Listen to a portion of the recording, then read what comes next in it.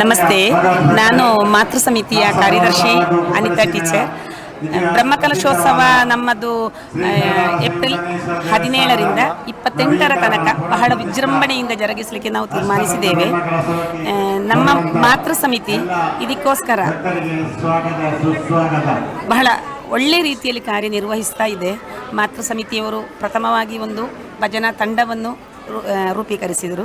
ಆ ಮೂಲಕ ಪ್ರತಿಯೊಂದು ಕಮಿಟಿಯಲ್ಲಿ ಕೂಡ ಸಕ್ರಿಯವಾಗಿ ಭಾಗವಹಿಸಿ ಮನೆ ಮನೆ ಸಂಪರ್ಕ ಅಭಿಯಾನ ಅದರಲ್ಲಿ ತಮ್ಮನ್ನು ತಾವು ತೊಡಗಿಸಿಕೊಂಡು ಇಡೀ ನಮ್ಮ ಕಾಸರಗೋಡು ಜಿಲ್ಲೆ ಹೊರಗೂ ಒಳಗೂ ಇದರ ದೇವಸ್ಥಾನದ ಈ ಬ್ರಹ್ಮಕಲಶೋತ್ಸವದ ಪ್ರಚಾರವನ್ನು ಮಾಡಲಿಕ್ಕೆ ಎಲ್ಲರೂ ಮುತುವರ್ಜಿ ವಹಿಸಿದ್ದಾರೆ.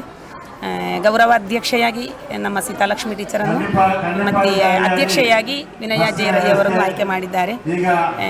ಎಲ್ಲ ಇದರಲ್ಲಿ ಅಂತ ಹೇಳಿ ವಿಶೇಷ ಒಂದು ಹೆಮ್ಮೆಯ ವಿಷಯ ಏನು ಅಂತ ಹೇಳಿದರೆ, ಒಂದು ವರ್ಷದಿಂದ ಈಚೆಗೆ 6 ತಿಂಗಳಿನಿಂದ ಈಚೆಗೆ ಇಲ್ಲಿಯ ಈ ಮಾತೃ ಸಮಿತಿಯ ಪ್ರತಿಯೊಬ್ಬರೂ ಕೂಡ ಮಹಿಳೆಯರು ಮಕ್ಕಳು ಅಂತ ಹೇಳಿ ಸೇರಿಕೊಂಡು ಇಲ್ಲಿಯ ಶ್ರಮದಾನದಲ್ಲಿ ತೊಡಗಿಸಿಕೊಂಡು ತಮ್ಮನ್ನು ತಾವೇ ಮರೆತು ತಮ್ಮ ಎಲ್ಲ ಕೆಲಸದ ಒತ್ತಡಗಳನ್ನು ಕೂಡ ಬಿಟ್ಟು ದೇವಸ್ಥಾನದಲ್ಲಿ ಸಕ್ರಿಯವಾಗಿ ತೊಡಗಿಕೊಂಡಿದ್ದಾರೆ.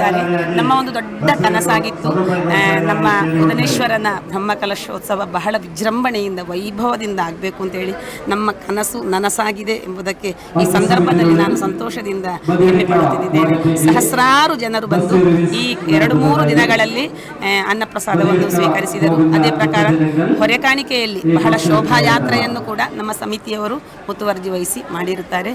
ಎಲ್ಲದರಲ್ಲೂ ಕೂಡ ಈ ಮಣ್ಣಿನಲ್ಲಿ ನಿಂತುಕೊಂಡು ನಮ್ಮ ಜೀವನ ಸಾರ್ಥಕ ಎಂದು ಹೇಳುವುದಕ್ಕೆ ನಾನು ಸಂತೋಷ ಪಡುತ್ತೇನೆ. ಸುಮಾರು ಎಷ್ಟು ಸಮಯದಿಂದ ನೀವು ಈ ಮಹಿಳಾ ಟೀಮನ್ನು ಒಟ್ಟಿಗೆ ಮಾಡ್ತಾ ಇದ್ದೀರಿ? 3 ವರ್ಷಗಳಿಂದ ಈಚೆಗೆ ಮಹಿಳಾ ಸಮಿತಿಯನ್ನು ರೂಪೀಕರಿಸಲಿಕ್ಕೆ ನಾವು ಪ್ರಯತ್ನ ಪಟ್ಟಿದ್ದೇವೆ. ಆದರೂ ಕೂಡ 1-2 ಹಂತಗಳಲ್ಲಿ ಅದು ಸ್ವಲ್ಪ ದುರ್ಬಲವಾಯಿತು. ಕೊನೆಯ 1 ವರ್ಷದಲ್ಲಿ ಮಹಿಳಾ ಸಮಿತಿ ಉತ್ತಮ ರೀತಿಯಲ್ಲಿ ಸಕ್ರಿಯವಾಗಿ ತಮ್ಮನ್ನು ತಾವು ತೊಡಗಿಸಿಕೊಂಡು ಈ ಒಂದು ಸೇವಾ ಕೈಂಕರ್ಯದಲ್ಲಿ ಕೈ ಜೋಡಿಸುತ್ತಿದ್ದಾರೆ. ಈ ಆಧುನಿಕ ಯುಗದಲ್ಲಿ ಯುವಕ ಯುವತಿಯರು ನಮಗೆ ಹಳ್ಳಿಯಲ್ಲಿ ಸಿಗುವುದೇ ಭಾಳ ಕಷ್ಟ. ಆದರೂ ನೀವು ಈ ಪೆರಡಾಳದಂಥ ಪರಿಸರದಲ್ಲಿ ಹೇಗೆ ಅದನ್ನು ಒಗ್ಗೂಡಿಸಿದ್ದೀರಿ ಅಂತ ನಿಮ್ಮ ಅಭಿಪ್ರಾಯ ಒಂದೆರಡು ಹೇಳಿ. ನನ್ನ ಅಭಿಪ್ರಾಯದ ಪ್ರಕಾರ ಇದರ ಈ ಮಹಿಳಾ ಕಮಿಟಿಯನ್ನು ಬಲಪಡಿಸುವಲ್ಲಿ ನಮ್ಮ ಅಧ್ಯಕ್ಷೆ ವಿನಯ ಜೆ ರೈ ಅವರದ್ದು ಅವರ ಹೆಸರಿನ ಪ್ರಕಾರ ಅವರು ಪ್ರತಿ ಮಹಿಳೆಯನ್ನು ವೈಯಕ್ತಿಕವಾಗಿ ಕೂಡ ಅವರೊಡನೆ ಈ ವಿಷಯಗಳನ್ನು ಹಂಚಿಕೊಂಡು ಎಲ್ಲ ಮಹಿಳೆಯರನ್ನು ಒಟ್ಟುಗೂಡಿಸುವಲ್ಲಿ ಮೇಲುಗೈ ತೆಗೆದದ್ದು ಅವರೇಯ. ಆಮೇಲೆ ಇಲ್ಲಿಗೆ ಬಂದ ಮೇಲೆ ನಮಗೆ ಅದು ಒಂದು ದಿವಸ ಕೂಡ ಬರದೇ ಇರಲಿಕ್ಕೆ ತೋರಲಿಲ್ಲ. ಪ್ರತಿದಿನ ಬಂದು ಒಂದು 6:30ಯಿಂದ 10:00 ತನಕ ಎಲ್ಲರೂ ಇನ್ನು ಈಗ ಉದ್ಯೋಗದಲ್ಲಿ ಇರಲಿ, ಉದ್ಯೋಗ ಇಲ್ಲದೆ ತಮ್ಮ ಇನ್ನಿತರ ಪ್ರೈವೇಟ್ ಕೆಲಸದಲ್ಲಿ ಇರಲಿ, ಎಲ್ಲರೂ ಅವರ ಕೆಲಸವನ್ನು ಅಲ್ಲಿ ಬದಿಗಿಟ್ಟು 6:30ಯಿಂದ 10:00 ತನಕ, ಕೆಲವೊಮ್ಮೆ ಅದು 12 ಗಂಟೆ ಆದದ್ದು ಉಂಟು. ರಾತ್ರಿ ಹಗಲು ರಾತ್ರಿ ಅಂತ ಹೇಳಿ ಇದಕ್ಕೆ ಬೇಕಾಗಿ ಶ್ರಮಪಟ್ಟಿದ್ದಾರೆ. ದೇಶ ವಿದೇಶಗಳಿಂದ ನಮ್ಮ ಸಾವಿರಾರು ಭಕ್ತರು, ಪೆರಡಾಳದ ಭಕ್ತರು ಇರಬಹುದು, ಅವರಿಗೆ ಆಹ್ವಾನ ನೀಡಿದ್ದೀರಾ ನೀವು? ಸಾವಿರಾರು ಭಕ್ತರಿಗೆ, ದೇಶ ವಿದೇಶದಲ್ಲಿದ್ದವರಿಗೆ ಒಂದೊಂದು ಅದಕ್ಕಾಗಿ ಟೀಮ್ ರೂಪೀಕರಿಸಿ ಆ ಪ್ರಕಾರ ಪಬ್ಲಿಸಿಟಿ ಮಾಡಿದರು. ವಾಟ್ಸಪ್ ಮುಖಾಂತರ, ಫೋನ್ ಮುಖಾಂತರ, ಹೀಗೆ ಮತ್ತು ರಿಲೇಟಿವ್ಸ್ನ ಮುಖಾಂತರ. ಆ ಥರದಲ್ಲಿ ನಮ್ಮ ಈ ಕ್ಷೇತ್ರಕ್ಕೆ ಎಲ್ಲ ಥರದ ಸೇವೆಗಳಲ್ಲಿ ಕೂಡ ಹಣದ ವಿಷಯದಲ್ಲಿ, ಆರ್ಥಿಕವಾಗಿಯೂ ಪ್ರತಿಯೊಂದು ವಿಷಯದಲ್ಲಿ ಕೂಡ ಆ ಥರ ಎಲ್ಲರೂ ಹೋದ್ದು ಪಬ್ಲಿಸಿಟಿ ವಾಟ್ಸಪ್ ಮೂಲಕ, ಸ್ಟ್ಯಾಟಸ್ಸಿನ ಮೂಲಕ. ಈಗಿನ ಒಂದು ಟ್ರೆಂಡ್ ಅಲ್ವಾ ಸ್ಟ್ಯಾಟಸ್. ಈಗ ಒಂದು ಮಾತೃ ಸಮಿತಿಯಲ್ಲಿ ಅದೆಷ್ಟೋ ಜನರ ಸಂಖ್ಯೆ ಆಯಿತು. ಅವರೆಲ್ಲರೂ ಕೂಡ ಈ ಪ್ರತಿದಿನ ಇದರ ಅಪ್ಡೇಟ್ ವಿಷಯಗಳನ್ನು ಇನ್ನು ಕೇವಲ 90 ದಿವಸ ಇನ್ನು ಮತ್ತೆ ಹಾಗೆ ಇಳಿಕೆ ಆಗಿ ಕೇವಲ 1 ದಿವಸದ ಹತ್ತಿರಕ್ಕೆ ಬರುವ ಹೊತ್ತಿಗೆ ನಾವೆಲ್ಲರೂ ಪ್ರದೇಶವಾಸಿಗಳು ಪೂರ್ತಿ ಇಲ್ಲಿ ದೇವಸ್ಥಾನದಲ್ಲೇ ಉಳ್ಕೊಳ್ಳಿಕ್ಕೆ ತಯಾರಾದೀವಿ.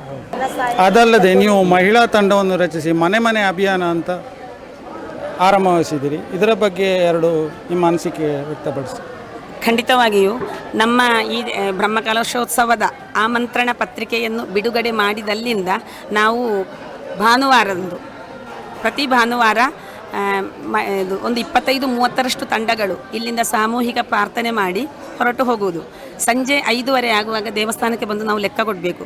ಹಾಗೆ ಸಕ್ರಿಯವಾಗಿ ಎಷ್ಟೋ ಮಹಿಳಾ ತಂಡಗಳು, ಅದಕ್ಕೊಂದು ಟೀಮ್ ಲೀಡರು, ಆ ಟೀಮ್ ಲೀಡರ್ನ ಅಂಡರಲ್ಲಿ ಒಂದು 7-8 ಸದಸ್ಯರು, ಅವರು ಪ್ರತಿಯೊಂದು ಏರಿಯಾಕ್ಕೆ ಪ್ರತ್ಯೇಕವಾಗಿ ನಾವು ನೋಟ್ ಮಾಡಿದ್ದು. ನಮ್ಮ ಬದಿಯಡ್ಕ ಗ್ರಾಮ ಪಂಚಾಯತಿನ ಎಲ್ಲ ವಾರ್ಡನ್ನು 21 ವಾರ್ಡಿಗೂ ಕೂಡ ನಮ್ಮ ಮಹಿಳಾ ತಂಡವು ಮನೆ ಮನೆಗೆ ಹೋಗಿ ಅವರಿಂದ ಸೇವೆ ಮಾಡುವ ಹಾಗೆಯೂ ನಾವು ಅವರೊಡನೆ ನಾವು ಬೇಡಿಕೆ ಇಟ್ಟಿರ್ತೇವೆ. ಇನ್ನು ಸೇವೆ ಮಾಡಲಿಕ್ಕೆ ಹಣ, ಕಲಶದ ಹಣ ಇಲ್ಲದಿದ್ದರೂ ಕೂಡ ದೇವಸ್ಥಾನಕ್ಕೆ ಬಂದು ನಾವು ನಮ್ಮ ಮನೆಯ ಒಂದು ಕಾರ್ಯಕ್ರಮಕ್ಕೆ ಕರೆಯುವ ಹಾಗೆ ಪ್ರತಿಯೊಂದು ಮಹಿಳೆಯರು ಪ್ರತಿಯೊಬ್ಬರನ್ನು ಕೂಡ ಆ ರೀತಿಯಲ್ಲಿ ನಾವು ಆಮಂತ್ರಿಸಿದ್ದೇವೆ. ಅದರ ಪ್ರಭಾವವೇ ಆಗಿರುತ್ತದೆ.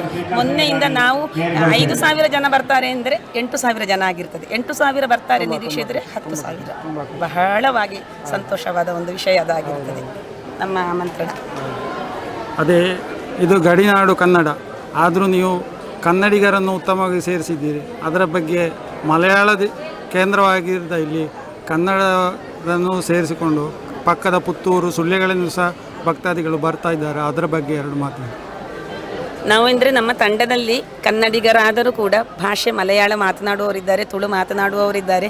ನಮಗೆ ಇಲ್ಲಿ ಭಾಷೆಯ ಪ್ರಾಧಾನ್ಯ ಅಲ್ಲ. ನಮ್ಮ ದೇವಸ್ಥಾನಕ್ಕೆ ಜಾತಿ ಮತ ಭೇದ ಇಲ್ಲದೆ, ಮೇಲು ಕೀಳು ಇಲ್ಲದೆ ಅದನ್ನೆಲ್ಲ ಮರೆತು ಸ್ನೇಹದಿಂದ ನಾವೆಲ್ಲರೂ ಒಗ್ಗೂಡಿ ಪ್ರಯತ್ನಿಸಿದ್ದೇವೆ, ಎಲ್ಲರನ್ನೂ ಬರಮಾಡಿಸಿದ್ದೇವೆ.